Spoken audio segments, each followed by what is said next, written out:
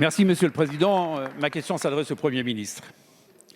Chacun connaît, Monsieur le Premier ministre, le lien singulier entre la Nouvelle-Calédonie et la France. On a tous en tête le drame d'Ouvéa. On a tous en tête, naturellement, les accords de Matignon avec votre prédécesseur Michel Rocard.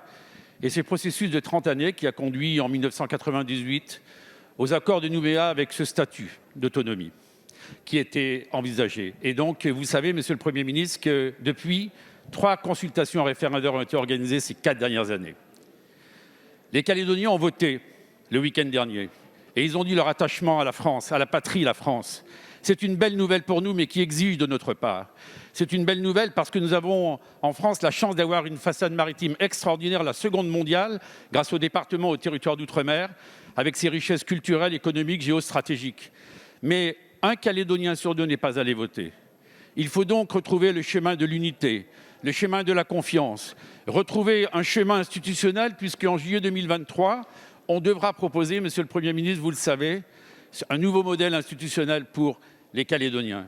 Alors, j'aimerais savoir quelle est la méthode que le gouvernement va employer, et vous singulièrement, puisque Lionel Jospin, Édouard Philippe, Michel Rocard, je l'ai cité à l'instant, ont tous été des artisans importants de ces accords qui ont été passés.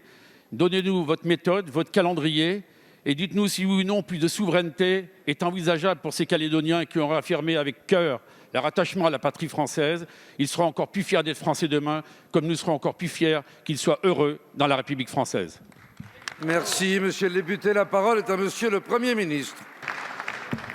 Merci beaucoup, Monsieur le Président, Mesdames et Messieurs les députés. Monsieur le député Philippe Vigier, merci effectivement de me poser cette question sur un événement très important qui s'est déroulé dimanche dernier, qui a marqué la fin de ce que nous appelons le processus des accords de Nouméa. Comme vous l'avez dit, à 3 reprises, en vertu de ce processus, les Calédoniens ont été interrogés sur le futur qu'ils voulaient pour leur île, à 2 reprises sous mon gouvernement, dont dimanche dernier. À 3 reprises, et je m'en réjouis, ils ont manifesté leur volonté de rester dans le giron de la République française. Vous me permettrez, en premier lieu, Mesdames et Messieurs les députés, de souligner l'impartialité et l'excellence, la sérénité de ces consultations référendaires. Jamais, je le précise, la date n'a fait l'objet d'un parfait consensus.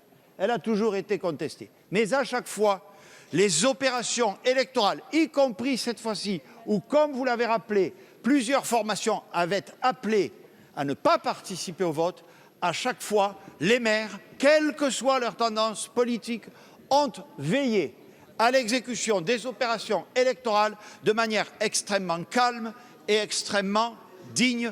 Et c'est un point, je crois, qu'il faut mettre au crédit de l'ensemble des acteurs. Qu'allons-nous faire aujourd'hui? Telle est votre question. Avec quelle méthode? Eh bien, Monsieur le député, je vous rappelle qu'avec Sébastien Lecornu, nous avions anticipé cette échéance, c'est-à-dire la préparation de l'après-3e référendum. J'ai invité à Paris, fin mai, début juin, l'ensemble des délégations. La plupart a voulu venir, sauf une.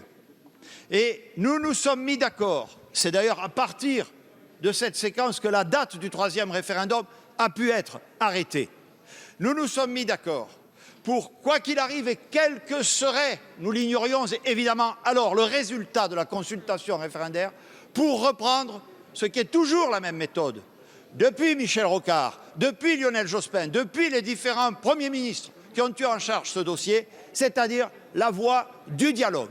Il y a beaucoup de sujets à évoquer, les questions juridiques et institutionnelles, mais vous le savez, celle du nickel, celle du développement économique de l'île, celle aussi de l'influence dans cette zone du Pacifique qui est extrêmement importante pour la France.